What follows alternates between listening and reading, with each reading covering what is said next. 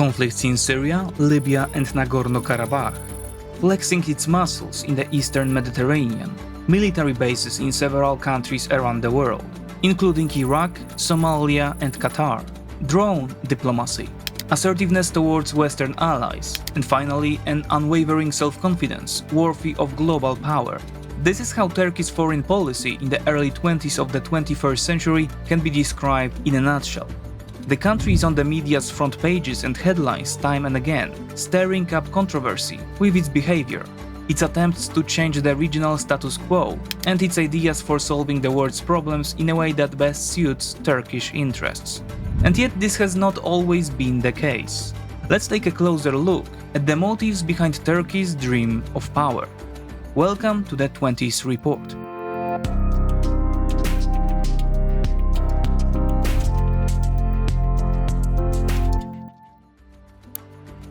This episode is brought to you by Masterworks. Last month, reports on inflation in the US hitting 9.1% sent markets into a death spiral. It's the steepest rise in the cost of living since 1981, and it spells disaster for tens of millions of people and their savings. Because at this rate, the dollars under your mattress will lose half their buying power by 2030. But the ultra-wealthy saw this coming, which is why a groundbreaking Ernst & Young study last year revealed that 8 in 10 ultra-high net worth individuals invest in alternatives, like art. That's right, art. It has outpaced the S&P 500 by more than double for the past 25 years. Masterworks has used tech and finance to disrupt the lucrative art market, opening it up to investors across the world. And the results speak for themselves. Masterworks has delivered average net returns of 26.8% to their investors since 2019. With inflation on the rise, demand for Masterworks is through the roof, and there is even a waitlist to invest. But we are hooking everyone up with priority access, so click the link below to skip the waitlist.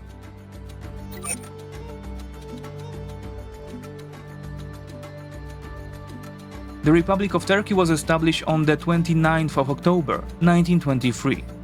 It was intended by its founders to be a modern state and in many respects a negation of its once great predecessor, the Ottoman Empire. This postulate concerned both domestic politics, where socio-political life was organized according to the new systemic forms and ideology of Kemalism, and to Turkey's foreign policy, which was to be stripped of its imperial character. According to the directives of founding father and first president Kemal Atatürk, the Republic of Turkey was to be a state with limited international aspirations, focused especially on ensuring security, and aimed at the development to join the ranks of the, quote, most civilized states in the world in the near future. This tendency was further reinforced by the fact that new decision-makers who were eyewitnesses to the long process of decay and collapse of the Ottoman Empire, to the, quote, betrayal of the Arabs during World War I, and who were convinced of the harm of pursuing an imperial and overly active policy, thus uninterested in the region they viewed as the source of their greatest disappointments, the Middle East. Atatürk died in 1938, and especially their reception by later Turkish politicians ultimately led to the formation of the so-called Republican tradition in Turkish foreign policy. It provided the framework through which the early decision-makers of the Republic of Turkey viewed the world. What assumptions was this framework based on? First and foremost, Turkish Republicans were obsessed with the unity of the state, which, among other things, stemmed from the tragic Treaty of Sèvres, which ended World War I for the Ottoman Empire and was the de facto partition of the country. From this also came the new Turkish elites' growing distrust of the outside world, and the belief that Turkey's enemies posed a threat to the integrity of the state. For similar reasons, Ankara avoided the, quote, imperial adventures, unquote, that had previously characterized the Ottoman Empire. However, just a dozen or so years after Atatürk's death, forces that had a different view of the country's politics came to power. How did this Copernican coup in Turkish foreign policy come about? How did a country that until recently was so self-absorbed, so much so that it was afraid of the consequences of extensive adventurism, steadily transform itself into an ambitious, self-confident, sometimes overconfident actor of international reality that not only saw almost every crisis as an opportunity, but also wanted to shape international relations actively. The Neo-Ottoman tradition, which eventually became an alternative to the Republican one, can find its origins in three conditions. The first was the changing international order. The circumstances of the Cold War resulted in pressures that prompted Turkish politicians to abandon attempts to balance the superpowers and to side with the West clearly. The most glaring example of which was Turkey's accession to NATO. The end of the Cold War resulted not only in the extinguishing of rivalry between the United States and the Soviet Union, but also in the weakening of Russia and the reduction of its possibilities for influence in the international sphere, which opened up new strategic options for Turkey and encouraged it to become more active in its foreign policy.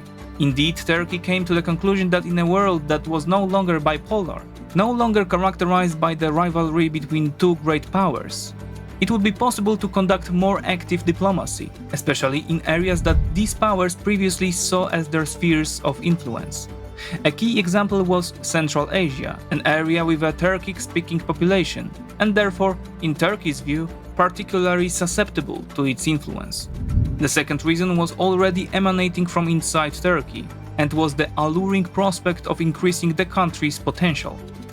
The US arms embargo imposed on Turkey after the Turks made an armed intervention in Cyprus in 1974 came as a shock to Ankara.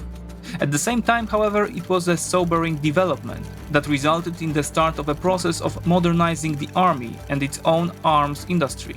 Turkey was also growing economically. Thanks to the economic transformation, it had access to more and more resources, and this influenced the imagination of Turkish decision-makers and encouraged more proactive policies.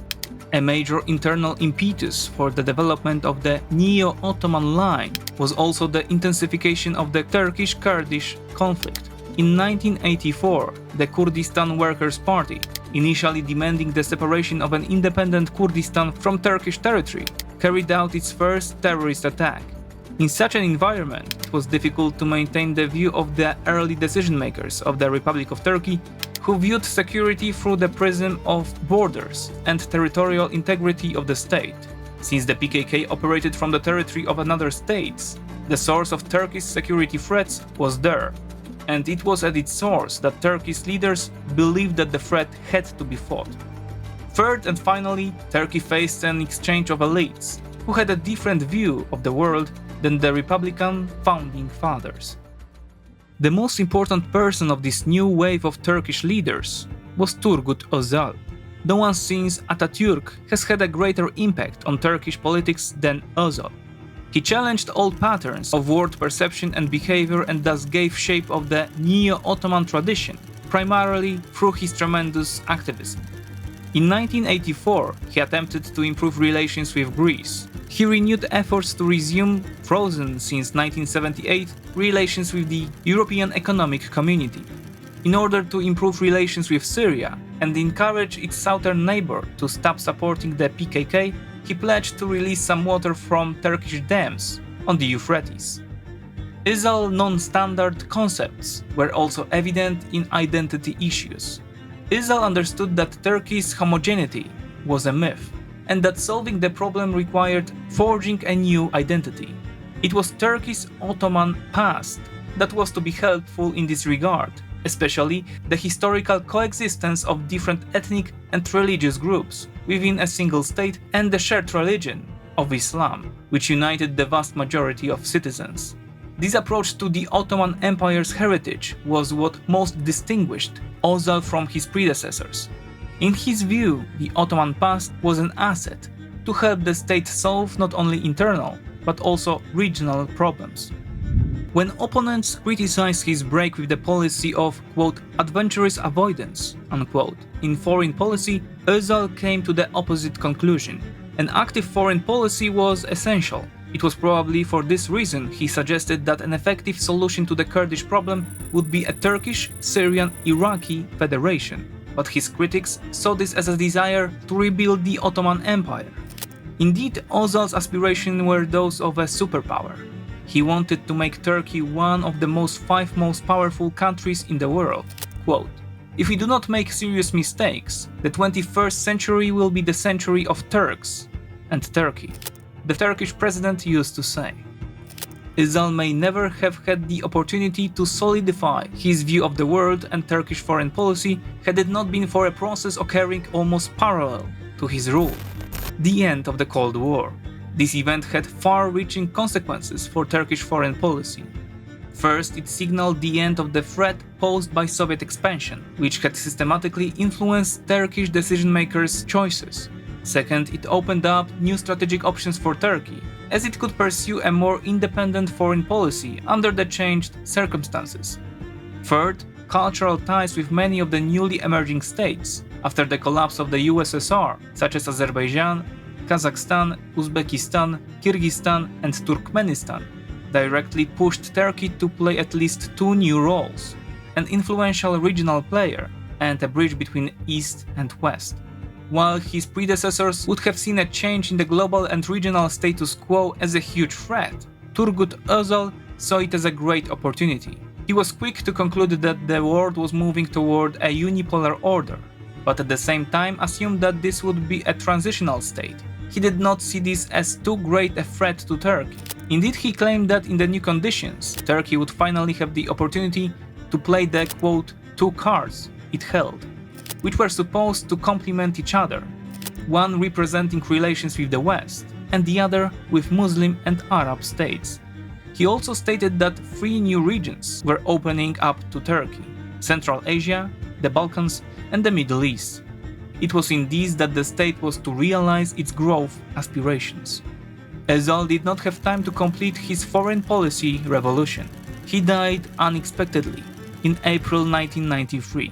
During his decade in power, however, he bent almost all the guidelines of the Republican tradition and laid the foundation for its alternative, which was becoming Neo-Ottomanism. So what is the Neo-Ottoman tradition in practice? It can be described as a policy of accepting the heterogeneous nature of Turkey, the coexistence of multiple identities within it, and exploiting this fact in foreign policy, with the whole strategy set on a foundation of Islam. From this stems the desire to balance between the East and West, in order to maximize gains with the ultimate goal of becoming a regional or even global power. And the tool to achieve this goal is to be international activism and even interventionism. Thus, with the Neo-Ottoman line, Turkey treats disruption of the international order as an opportunity. Although Neo-Ottomanism is not a new phenomenon, it has gained particular notoriety only in the last dozen years or so. It has become the term used most often to describe the foreign policy of the Republic of Turkey under the rule of the Justice and Development Party, or AKP. The architect of Turkey's Neo-Ottoman strategy from the AKP was Ahmet Davutoglu, a professor of international relations, Recep Tayyip Erdogan's longtime advisor on international affairs, Turkey's foreign minister, and even its prime minister. The place where Davutoglu laid out his Neo-Ottoman concepts was the veritable Bible of Neo-Ottomanism, a book titled Strategic Depth. It is here that Davutoglu argues that Turkey should not have pursued a one-way and one-dimensional foreign policy after the end of the Cold War, because of Turkey's unique location, history, and culture, which as the heir to the Ottoman Empire, it has the strategic depth, and thus this determines that the Turks should pursue an active and multi-dimensional foreign policy using a variety of tools.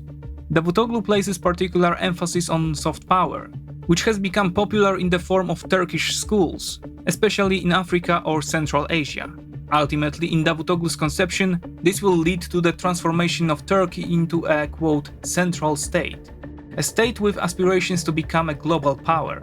In addition, Davutoglu expresses his disapproval of previous Turkish decision-makers who overlooked the state's strengths and pursued conservative policies.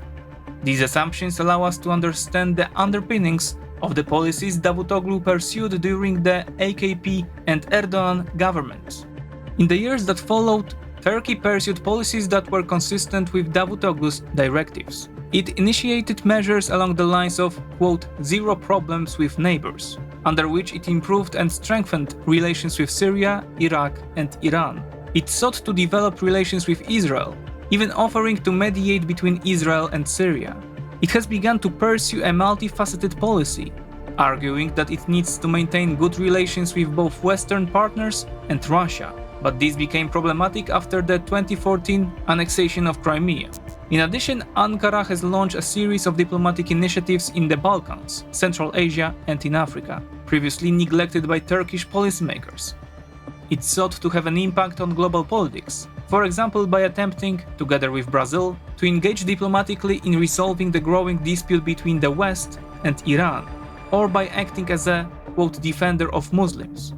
It also seemed that Turkey would finally fulfill the age-old dream of the United States and be a partner to help democratize the Middle East, setting an example to the region with the skillful combination of Islam and democracy. These hopes were all the stronger when the Arab Spring erupted in the region, and leaders in the post-revolutionary states, especially in Egypt, Libya and Tunisia, began to talk about the so-called Turkish model, understood precisely to be a skillful combination of Islam and democracy, as a possible one for them. All this seemed to confirm the validity of Davutoglu's concept. It might have seemed that Turkey was on its way to becoming a regional power, and in time, who knows, maybe even a global one. These successes were evidenced, for example, by Tayyip Erdogan's tour of the post-revolutionary states, during which, as the media pointed out, he was feted by the crowds like a rock star. However, soon luck ran dry for Turkey. The revolutionary machinery of the Arab Spring jammed in Syria, where Bashar al-Assad proceeded with bloody repression. In doing so, he rejected Turkish mediation attempts, leading Turkey to unequivocally side with the Syrian opposition, severing relations with the Syrian dictator. As if that wasn't enough, in July 2013, the military in Egypt overthrew Muhammad Mursi, who hailed from the Muslim Brotherhood, that's ideologically close to Turkey's Justice and Development Party. Turkey straightforwardly condemned the coup and thus, quote, lost Egypt, which until then had been regarded as Turkey's most significant foreign policy success of the Arab Spring era. Dreams of being a superpower, which seemed remarkably realistic on the backdrop of changes in the region, began to fade, while frustration began to grow among Turkish policymakers, evident in a number of statements, such as Davutoglu's insistence that Turkey was on the right side of history, or in the phrases of Ibrahim Kalin, an advisor to President Erdogan, who spoke of Turkey's, quote, loneliness in virtue. All of this was compounded by the Gezi, the famous May 2013 protests in defense of the Istanbul Park, which quickly grew from the environmental protests into opposition to Erdogan's increasingly authoritarian rule. The then Turkish Prime Minister dealt with this situation roughly. The protests were quashed, and Turkey was moving more and more clearly down the road to authoritarianism.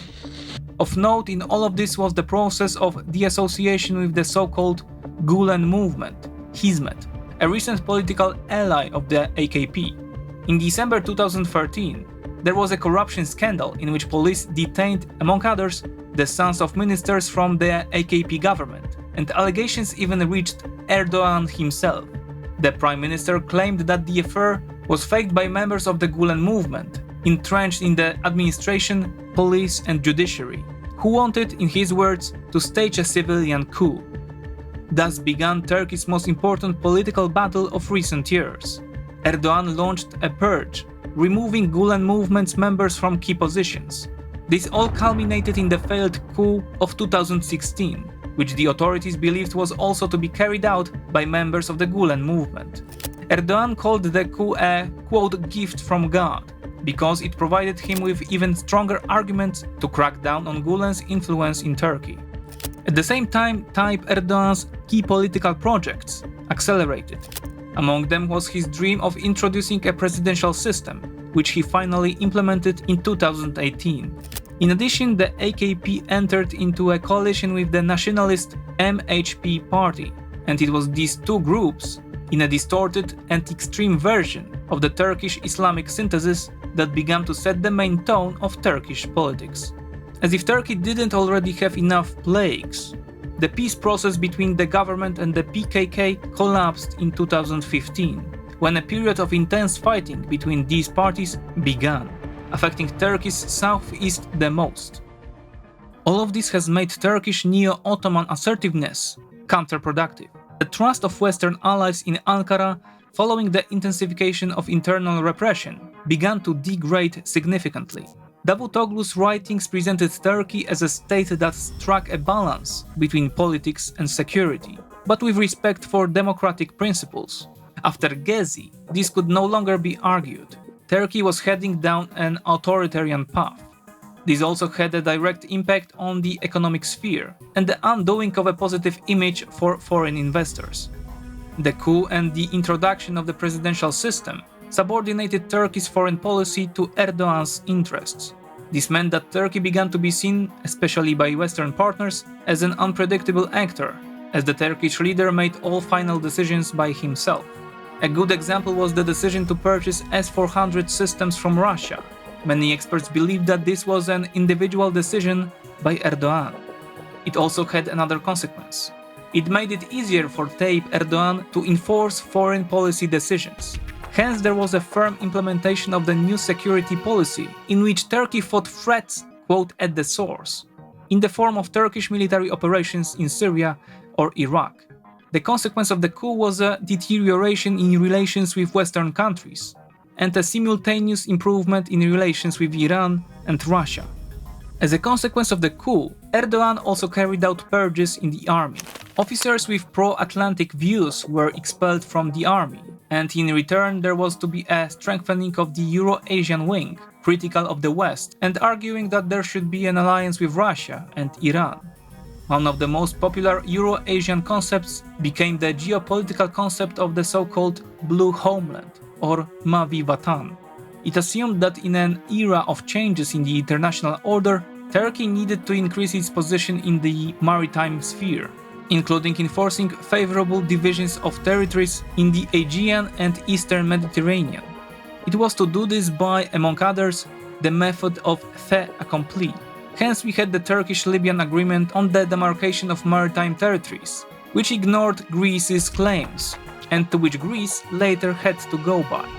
The AKP's assertive foreign policy, after joining forces with the nationalist MHP, caused Turkey to increasingly resort to its military might. Recognizing its own superiority in this sphere, it stepped up provocations against Greece, and was more willing to get involved in conflicts in Libya and Nagorno-Karabakh. In addition, it emphasized the hard element of its power, such as drone diplomacy and the program to build military bases in various parts of the world. Nevertheless, this has led to a situation that international commentators have derisively called, quote, zero neighbors without problems. In recent years, Turkey has clashed with all of its neighbors, has been isolated in the region, and the implementation of the Mavi Vatan concept, combined with aggressiveness in foreign policy, led to the fulfillment of the Turkish strategist's nightmare, as the Arab states and Greece, Cyprus and Israel were united by common security interests. Such a foreign policy situation was untenable, especially as the country's economic problems began to worsen, which left an increasingly strong mark on domestic politics. And this began to work against Erdogan. Therefore, the Turks have now set their sights on a decidedly relaxed foreign policy. This has resulted in an attempt to improve relations with the European Union and the US after Joe Biden became president. Similar initiatives were directed at Arab states, primarily Saudi Arabia and the United Arab Emirates, but also at Israel and Armenia. Turkey decided to make a far-reaching recalibration in its foreign policy. It decided to suspend its provocative policy because it saw it was bringing more costs than benefits, and these costs threatened the security and stability of the state, and even the stability of Erdogan's regime. At times, Ankara acted as if it had returned to its initial settings, or the Republican tradition, which dictated caution in the face of changes in the international order. This does not mean that Turkey has abandoned the Neo-Ottoman path. However, it has pragmatically suspended it. This volatility of wearing one's Republican, one's Neo-Ottoman robes gives the impression that Turkey is behaving like a, quote, whirling dervish, that finds harmony in constant volatility and in constant movement. This constant reassessment of changing circumstances and attempts to adapt to them can be best seen in Turkey's policy in recent months, especially regarding the war in Ukraine. Since the beginning of Russia's aggression, Turkey has argued that it does not intend to take sides, because it does not want to lose either Ukraine or Russia, with which it has built up very good relations. And this, among others, is why it did not put sanctions on Russia. However, at the same time, Turkey supplied Ukraine with weapons, above all, the notorious Bayraktars, strongly condemned Russia's aggression, and, at Ukraine's request and under pressure, decided to close its straits. So while it did indeed pursue a balancing policy, as experts on Turkish politics have often described it, it was balancing with a distinctly pro-Ukrainian tinge. Why? Among other reasons, it could not afford a Russian victory, especially the strengthening of Moscow in the Black Sea basin, which would have changed Turkey's strategic situation. Russia would again pose a direct military threat to Turkish territory and would prevent Ankara from trying to play the United States and Russia against each other. However, when Russia proved to be militarily weaker than it might have initially appeared, and Turkey's policy was gaining the applause of Western countries, despite not joining in on Western sanctions, which reinforced the Turks' belief that they were strategically important, Turkey saw that it had the space to pursue a policy leaning the other way. It is from here that we have initiatives motivated primarily economically, in which Turkey announced that it would gladly welcome Russian oligarchs to its territory, measures to attract as many Russian tourists as possible, or it's turning a blind eye to Russia's theft of Ukrainian grain, and more recently its efforts to open a grain corridor from Ukraine. Neo-Ottoman self-confidence also made its presence in blocking the NATO's membership of Finland and Sweden. Internal motivations, such as a desire to mobilize the nationalist electorate, were certainly important in the change of position, but there is no denying that Turkey simply felt that this was a good time to try to push through as many interests as possible. Demonstrating this Neo-Ottoman confidence in foreign policy serves Erdogan's domestic policy goals. In this way, the Turkish president wants to signal to the electorate that he is the only politician who will be able to look after the country's interests on the international stage, especially at such a difficult moment of global turbulence. All the more so since polls have successively shown a decline in his ratings. Erdogan is thus using foreign policy as an instrument of domestic politics, trying to convince the public that he is the guarantor of Turkey's survival in this difficult international environment. But what will happen if he fails and the opposition comes to power? It is extremely difficult to answer this question. The basic problem is that in recent years, the AKP-MHP coalition and their propaganda apparatus have almost completely hijacked the foreign policy discourse. For this reason, opposition representatives and almost ritualistically support Turkey's external actions. The exception is Syria, where a sizable part of the opposition argues that it is necessary to make a deal with Assad and expel Syrians from Turkey. However, if one looks deeper, one would have to conclude that the opposition shares the belief that Turkey is a unique actor in international relations, a state that, due to its unique geographic location, should play an important role. AKP opponents, however, believe that Erdogan's adventurous way of conducting politics does more harm than good. It is very likely that once the process of re-democratizing Turkey begins, the opposition will demand the resumption of accession negotiations with the EU, which will be a tough nut for Brussels to crack.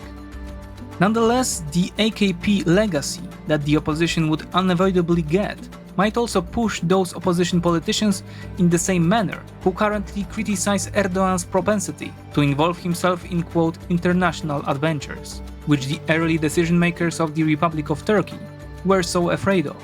A hawkish strategy expressed through drone diplomacy, a strengthened navy, and the expansion of foreign military bases, further fueled by the potential overcoming of Turkey's economic difficulties, would be very enticing. And thus, one thing is certain: the geography making Turkey a critical connector between Europe and Asia means that regardless of who is in power in the new presidential palace in Ankara, Turkey's policies will continue to cast an abundant shadow over Middle Eastern, European, or even global affairs.